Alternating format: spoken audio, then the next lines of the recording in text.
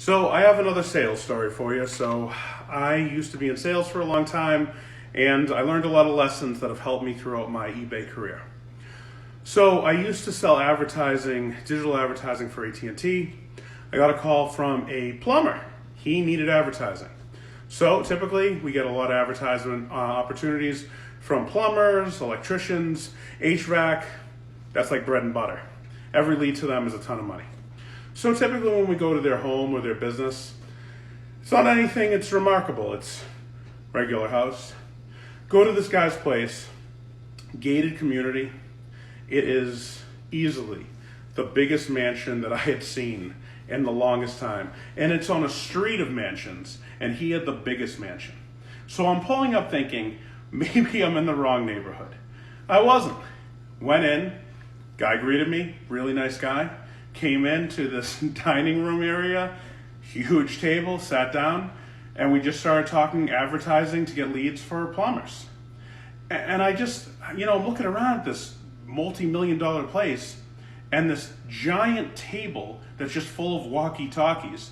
And I just looked to him and I'm like, ask them the question that you really got to ask when you're in a situation like this, which is, what's your story?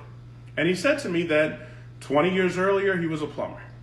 And he learned the trade, passed everything, and he was doing it. And he realized the people who were making the most money were the ones that were sending out the plumbers to make and do the jobs.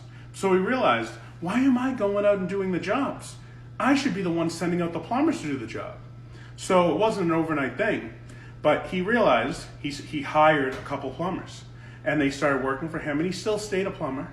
Then he hired a few more, and eventually he had a team of about 40 plumbers that worked underneath him. He started hiring advertisers, and he was advertising everywhere. He had a very, very large business, it was big enough that he was able to get this giant mansion. And he taught me that if you're going out and doing the business yourself, you can only get to a certain point. This is a lesson to everybody. Your goal is not to do the job you're doing now. The goal is that you build a big enough business in which you have a team of people underneath you so that they're doing that job, that you teach them, train them, and you get the leads so you can send them out to do it. That's where you want to be. So, thinking about the future, thinking about where you want to be, you can want to be a plumber. That's awesome. That's a great trade. Or an electrician or HVAC or whatever. But you eventually don't want to be that guy 30, 40 years from now. You want to be the one sending them out on the jobs.